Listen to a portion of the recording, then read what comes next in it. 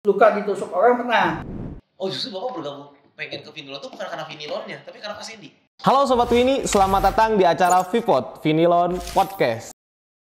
Saat ini kita akan ngobrol podcast dengan Pak Teddy, Direktur di pabrik Vinilon, baik itu di Mojokerto ataupun di Cilengsi. Asik, selamat datang Pak Teddy. Selamat datang ke pabrik. Sebelumnya kita pengen main-main dulu nih Pak. Sudah disiapin pertanyaan dan Bapak harus jawab nih Pak ya. Bapak pilih di dalam atau di luar? Di luar. Di luar.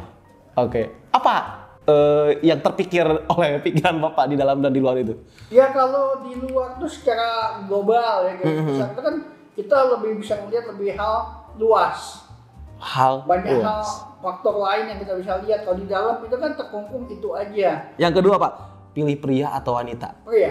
Pria. Bapak maksudnya suka pria? Bukan suka Oh, bukan suka pria. Gimana? Pilih pria atau wanita tuh ya pria kan lebih banyak kalau terutama dalam kehidupan sehari-hari atau dalam keadaan kerja untuk diskusi bicara ya lebih nyambung lah untuk bicara bisnis, bicara kerjaan atau bicara tentang ya dunia luar, perkembangan. Pertanyaan ketiga, pilih yang sudah menikah atau belum nikah? Ya kalau pilih orang mungkin sudah menikah ya. Oh sudah Tapi menikah. kan untuk selevel saya, seumur saya gitu kan. Karena untuk diskusi kan lebih nyambung. Kalau yang belum menikah kan masih muda, umurnya beda jauh, beda zaman. Oh beda zaman, Iya. iya. Saya zaman Belanda itu nanti ketemu yang muda zaman milenial. Gak nyambung ya Pak ya? Tapi Bapak juga sering ngobrol juga dengan orang-orang milenial ya? Karena banyak ngobrol juga, orang-orang yang itu ngobrol tuh Pak. Ini ada sedikit apresiasi untuk Bapak nih. Jadi orang-orang MD tuh Pak, dia tuh bilang, saya tuh bangga banget ya di pabrik tuh. Kenapa? Karena saya tuh bisa ngobrol sama direkturnya langsung. Dan yang ngajak ngobrol itu bukan saya, tapi direkturnya langsung turun. Karena ada orang MT yang ngomong kayak gitu Pak. Oh berarti Bapak cocok juga ya ngobrol sama orang milenial ya? Ya saya sih ngobrol sama semua orang sih, karena saya tidak pernah pilih-pilih. Oh nggak pilih-pilih? Iya. Jadi enggak, harus level saya atau apa enggak. Tapi gimana supaya Bapak bisa nyambung gini? Bawaannya, jadi saya orang yang fleksibel dan suka bergaul. Betul tuh punya jiwa petualang juga. Asik, jiwa petualang. Gimana cerita-cerita Pak jual? Ya saya kan emang jiwanya sih petualang dari dulu. Dari sekolah suka ya olahraga, udah ikut organisasi gitu kan. Ya kayak di SMA kan di OSIS ikut terlibat. Oh ikut Pak? Iya, kuliah kan saya masuk PMK. PMD apa sih? Perhimpunan Mahasiswa Katolik. Oh, iya. Iya, masuk aktif sebagai pengurus di situ. Makanya bisa berada di level sekarang juga karena memang Dan banyak belajar. Contoh dulu saya sampai SMA aja walaupun udah di OSIS ya. Tapi saya untuk public speaking masih belum bisa. Saya belajarnya itu setelah kuliah di PMP, di organisasi. kan SMA itu Bapak udah ikutan OSIS, organisasi. Kan itu udah sering interaksi dengan orang, Pak. Udah, tapi untuk public tampil, speaking bicara di panggung, apa segala gitu masih belum berani. Kalau waktu kuliah itu mulai. Kenapa? Ya. Karena jadi leader kah di sana atau jadi apa, Pak? Nah, saya itu bukannya mau sombong atau apa ya, tapi nggak tahu ya. Misalnya tuh kok diskusi kelompok, misalnya training atau apa ya. Ya, maunya tuh ya jadi leadernya gitu. Oh gitu. Saya bisa mengarahkan kelompok saya tuh bisa menyatukan, menyamakan dengan ide saya supaya. Tapi itu Bapak emang waktu kuliah mengajukan diri pengen jadi leader gitu atau emang orang milih? Berjalan aja sih, berjalannya waktu aja. Orang milih aja, pengen aja Bapak sebagai leader gitu? Iya, akhirnya saya sering ditunjuk gitu. Sering ditunjuk, Pak? Iya, termasuk bekerja di perusahaan yang lama juga gitu, grup kan.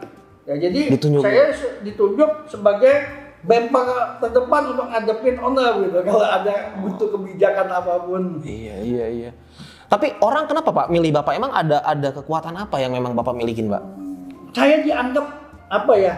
Orangnya ceplos-ceplos. Jadi berani, tidak basa-basi gitu. Jadi ya emang kebutuhan apa dan itu emang benar ya berani ngungkapin, berani bicara. Tapi Bapak juga tadi ngomong masalah ceplos-ceplos, tapi ada juga Pak orang yang bilang bahwa Bapak itu dulunya preman katanya. Nah itu, karena saya orangnya itu tidak suka sandiwara. Kalau saya nggak suka sama orang, saya lagi kesel, saya marah-marah gitu kan. Saya nggak suka, saya juga ngomong sama orang itu nggak suka ya gitu. Sampai mukul Pak? Enggak. Oh enggak? Enggak, saya nggak mukul. Saya nggak pernah mukul orang.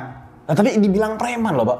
Ya mungkin gaya saya bilang saya ngomongnya suaranya kenceng gitu. Oh iya benar kenceng. Satu kedua ya orangnya ceplos-ceplos. Kedua emang saya tidak takut orangnya gitu kan. Jadi yang ngadepin siapapun ya berani gitu kan. Terus apa tuh preman yang dimaksud sama orang terhadap Bapak itu selain ceplas-ceplos ada lagi nggak sih Pak? Saya nggak tahu juga sih. Tapi Bapak pernah dengar nggak sih ada orang yang bilang ke Bapak, lu Pak Pede mah dulu mah preman nih kayaknya nih gitu. Ya teman SMA juga ngomong. Nah iya makanya ketika saya dengar preman Saya nggak tahu kenapa orang ngomong saya seperti itu karena saya tidak pernah ganggu orang. bentar, Bapak ditato nggak sih? Enggak. Serius? Enggak. Enggak ditato, tapi ya luka ditusuk orang pernah. Luka ditusuk orang pernah. Wah bener-bener. Itu dibegal ya? Berantem sih. Oh berantem? Iya. Ah ya itu, preman tuh itu maksudnya kali Pak. Kata ada yang megangin dari belakang. Yang dari depan masuk. Wah bener. Emang Bapak dulu pergaulan sama orang-orang kayak gitu Pak? Ya, Oh. karena kebetulan ya jujur ya saya termasuk orang yang bergaul. Di Palembang ya dikenal lah saya gitu. Maksudnya remaja. Iya. Remaja ya di Maja bilang remaja gaul gitu. Remaja gaul. Nah, dari pengalaman Bapak itu sampai saat ini, Pak, sebetulnya apa nih yang menjadi poin plus Bapak sehingga Bapak bisa memimpin di Vinilon? Bahkan Bapak memimpin Vinilon nggak nanggung-nanggung loh, Pak. Bukan hanya di Cileungsi, 2 pabrik loh, Pak. Kayak gitu. Kira-kira apa kekuatan yang Bapak milikin sampai Bapak bisa seperti itu, Pak? Ya kalau saya sih, saya tekankan kan dari dulu tuh saya punya prinsip online bisa, saya juga harus bisa. Karena apa? Ya, yang penting kemauan. Makanya saya bilang kalau saya cari orang, saya nggak butuh cari orang pinter. Sedang-sedang aja tapi jangan goblok sih. Kalau bisa dapat orang pinter, lebih baik. Lebih baik. Tapi pengalaman dapat orang yang terlalu pinter, IQ-nya terlalu tinggi, banyak kali ngajak berdebat. Kasih tugas, dia berargumen, berdebat terus, capek saya. Iya, ngelakuinnya malah enggak. Ngelakuin. Nah jadi karena saya punya prinsip seperti itu, ya harus saya tanamin juga. Ya yang apa saya alamin, ya belajar harus bisa. Dan juga harus punya tekad, ambisi. Saya bawa kerja aja, kan masuk kan supervisor kan. Wah, saya tidak menyangka satu kerja di satu perusahaan itu saya bisa kerja lama. Tapi saya udah punya ambisi. Oh, saya kalau berhenti dari perusahaan ini, level saya udah harus kabar. Supaya apa? Begitu saya keluar ke tempat lain, level saya naik. Oh, justru mindset seperti itu yang Bapak hadirkan ya? Sama punya prinsip ya, orang lain bisa, saya harus bisa. Walaupun IQ saya lebih rendah dari dia bisa 3 hari, mungkin saya seminggu. Tapi kan prinsip saya ujungnya saya juga bisa. Oh iya. Oh ini juga jadi pembelajaran juga nih buat saya. Jadi kalau sebetulnya kalau kita pengen berada di level yang paling tinggi, kalau kita mau jadi direktur lah katakan di sebuah perusahaan. Punya kemauan, yang penting punya kemauan, punya ambisi. Kalau punya kemauan dan ambisi dan juga lakukan dengan usaha tentunya kan, ya pasti bisa. Nggak mungkin nggak bisa. Tapi tantangan Bapak di sini apa Pak? Ya, kalau tantangan sih, saya bilang di mana aja itu sama. Apalagi misalnya mau memimpin perusahaan lah, pegang perusahaan, mau pegang pabrik. Kalau pabrik kan, ya boleh kan kompleks, lebih banyak permasalahan, nggak pernah habis kan. Maksudnya tuh, ya di situ tuh kan kita, permasalahan itu setiap tahun berubah. Ada perubahan zaman kan, perkembangan zaman juga kan. Jadi persaingan kan makin lama makin ketat. Tuntutan customer makin meningkat. Bentar, contohnya apa Pak? Karena kan kalau Bapak di pabrik kan cuma fokusnya produksi. Betul. Kan ya saya bukannya pekerja kan, saya kan boleh katakan udah level manajemen kan. Betul. Pola pikir saya juga harus kan saya anggap ini ya perusahaan saya gitu kan, harus profit gitu. Bukannya cari aman. Kalau level misalnya ada yang tertentu kepala, gue mau cari aman. Beli mesin mau yang bagus, beli spare part, yang kualitas tinggi gitu kan, supaya nggak banyak rusak atau apa, nggak mikirin biaya. Tapi apa nih contoh yang sudah dilakukan yang sebelumnya belum pernah dilakukan di pabrik? Waktu saya masuk kan terapin bilangnya mau Kaizen, belum ada atau apa kan. Itu yang saya mulai duluan, mau jalan tapi nggak jalan-jalan. Akhirnya saya bentuk tim kecil Kaizen, yang melakukan satu improvement, perbaikan, mereka datain, dan mereka presentasi, dan saya minta ke manajemen untuk kasih reward, dan itu kan akhirnya dikabulin juga. Setelah itu kan didukung oleh HRD, ya dijalakin lah Kaizen. Tapi pertama kali ya saya juga yang laporin duluan bentuk itu. Jadi ada contoh tipe Prototipe-nya seperti apa, hasilnya seperti apa. Iya. Nah, dan itu kedua, belajar itu menyelesaikan masalah itu terutama di Kaizen juga kan, cari akar masalah itu sampai tuntas. Kebanyakan orang menyelesaikan masalah itu hanya nanggulangin. Nah, maksudnya? Ya misalnya kayak ada api, udah matiin aja. Tapi kenapa ada api gitu? Oh. Kenapa api bisa timbul gitu? Iya. Ya, sampai ke dengan, akarnya itu ya tadi, Pak. Sama dengan memimpin anak buah. Anak buah salah. Cuman kita salah, kita omelin, marahin dia. Belum tentu menyelesaikan masalah. Kita harus tahu dia salah itu kenapa. Mungkin dia punya kesulitan. Nah kalau kesulitan itu kita tidak bantu, kita tidak kasih dia solusi, ya dia lakukan kesalahan lagi. Dan kita sanksi lagi sampai SP apa sampai pecat, nggak selesai masalah. Iya benar ya. Sama kayak Bu Olin kemarin kan bilang sekarang tuh udah nggak zamannya top and down gitu loh, Pak. Ya. Tapi kita harus benar-benar kayak seperti lingkaran. Nggak bisa lagi, itu kan zaman otoriter lah. Lebih kompleks di Mojokerto atau di Cilengsi, Pak? Kalau lebih kompleks di Cilengsi karena satu ya jumlah mesin lebih banyak. 1 banding berapa, Pak? Kalau dari SDM-nya? Wah banyak sih. 1/5. Hah? 1/5, Pak? Iya, 1/5 mesin. Mesinnya juga kan BBC di sana kan cuma 5, di sini kan 17. Kalau PE 7, di sini kan 13. Tapi injection molding kita ada 15 mesin. Di sana nggak ada. Tapi keresahan Bapak tuh, Pak, melihat tim pengennya Bapak kayak gimana sih sebenarnya? Ya saya harapin mereka tuh apa ya, proaktif. Ini ya. Jadi jangan nunggu, harus jemput bola. Gini, saya bilang, kita butuh nih. Bahwa kita butuh ya kita harus kejarin. Jangan sesuai dengan birokrasi. Saya udah bikin job order, saya udah bikin PR, ya udah. Kan tujuan lu bikin job order, lu bikin PR itu apa? Untuk supaya masalah kita selesai kan. Kan kalau mesin rusak, butuh beli spare part, bikin PR itu kan yang paling penting adalah mesin itu jalan lagi. Spare part yang rusak diperbaikin ya. Itu goalnya. Bukan bikin PR-nya. Tapi kalau Bapak ngelihat, kenapa ya mereka bisa nggak proaktif? Ya banyak kan ini ada orang yang sekota-sekota, ini bagian saya ini. Ya udah tugas saya ini tugas bagian itu. Gitu. Oh, karena Bapak mungkin bercermin ke diri Bapak sendiri yang dulu ya, yang Bapak suka bantuin orang ketika senggang dan sebagainya. Jadi ya mereka ya itu kan tugas dia. Jadi kalau nggak jalan ya bukan salah saya. Orang itu nggak jalanin gitu. Ya intinya ya komunikasi balik. Komunikasi ya, proaktifnya itu sendiri ya. Itu kan. Oh iya. Dengan komunikasi kita ngerti karakter bawahan. Bawahan kita udah cocok dulu di tempat gitu. Tapi tentu di semua karyawan Vinilon di pabrik ini ada juga dong Pak yang proaktif atau enggak sama sekali menurut Bapak? Nah, ada. Bapak melihat ada orang-orang? Ada yang ya proaktifnya kurang, ada yang cukup baik. Ada juga ya, kayak gitu ya. Prinsip awal semua orang bisa nilai baik. Gimana nih baik, definisinya gimana nih baik gimana? Ya, paling baik itu ya orang itu kalau kita arahkan dengan benar, kita ajak bicara bahwa dia salah, itu kita jelasin salahnya apa, ya punya keyakinan itu orang itu ya bisa kerja dengan baik, dengan benar, diajak bicara baik-baik. Ya kalau kita mau usaha mungkin nggak bisa kan.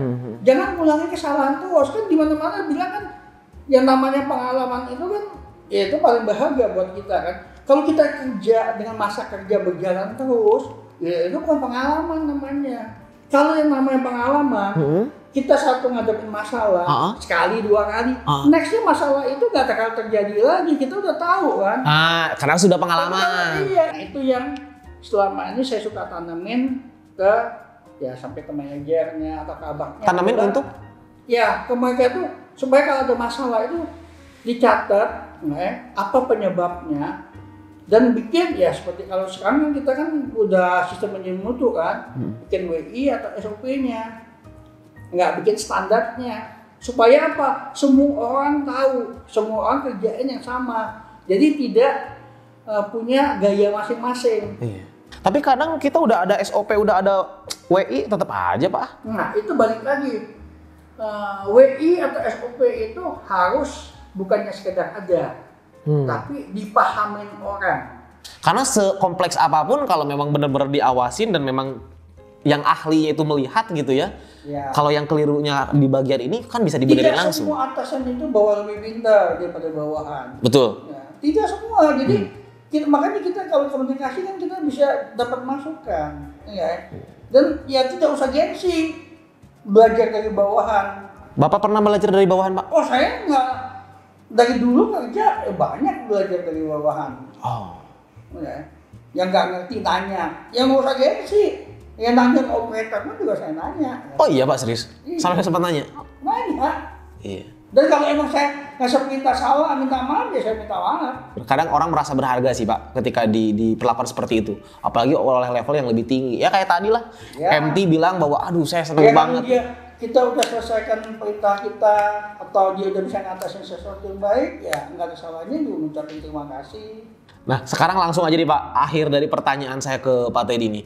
Kira-kira ketika Bapak sekarang menjadi level yang bukan direktur, levelnya bawah lah, misalkan levelnya staff gitu ya, apa yang akan Bapak lakukan ketika Bapak berada di posisi itu? Dengan kondisi Vinilon saat ini? Saya jadi staff. Iya. Ya, itu saya bilang, karena mulai dari bawah kan, saya dulu ambisi apa? Makanya kalau saya jadi staff, saya berusaha untuk jadi the best di staff itu. Jadi supervisor, saya harus the best di supervisor itu. Supaya apa? Kalau ada kesempatan dipromot, saya udah siap. Saya udah menabur dulu kan, saya udah tanam dulu gitu. Iya benar. Ya nggak ada orang yang instan. Mana ada orang kerja langsung naik jabatan, lu harus tunjukin prestasi kerja dulu.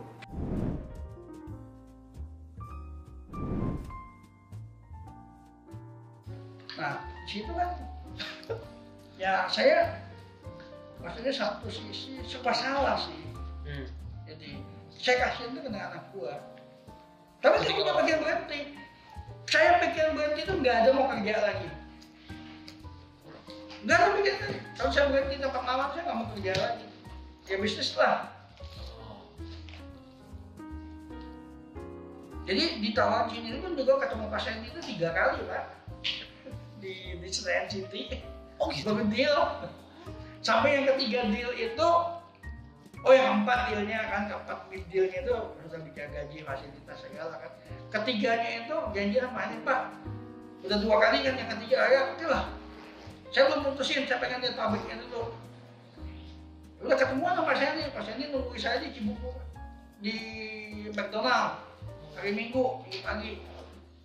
Jadi nunggu saya itu, saya ke McDonald Cibubur situ. Ya sama-sama ke pabrik, lihat pabriknya. Oh, tapi Pak Sandy bisa kenal ke Pak Teddy gimana tuh ceritanya Pak? Dari Pak Hengki. Oh dari Pak Hengki. Oh berarti Pak Hengki duluan masuk ke sini ya? Ya Pak Hengki duluan masuk, Pak Hengki nggak akan main. Pak Hengki ngomong sama saya nggak mau. Lama, nggak begitu lagi, apalagi bilang, selama sih, waduh ampun lah, jauhnya minta ampun kan. Kita nggak mikir, nggak mau, bisa males. Ketemu orang baru, produk baru lagi gitu. Tapi begitu bicara ketemu Mas Sandy, wah, kayak bumi dan langit dengan bos saya gitu. Oh emang gimana Pak Sandy Pak? Ya saya simpatik sama Pak Sandy. Orangnya kelihatan ketemu aja untuk orangnya super baik. Ya, orangnya super baik yang saya ketemuin. Kenapa aja saya mau bergabung sama Mas Sandy? Oh justru Bapak bergabung pengen ke Vinilon tuh bukan karena Vinilonnya, tapi karena Pak Sandy? Saya belum tahu ini waktu itu. Oh justru karena Pak Sandy ya Pak? Iya. Bicaranya ketemu Mas Sandy orang, wah seorang CEO bicaranya nggak tinggi hati gitu kan, ya tentu ya terbuka, ya ketahuan lah, maksudnya gaya bicara, cara bicaranya udah tahu, sebenarnya ini orang baik sekali.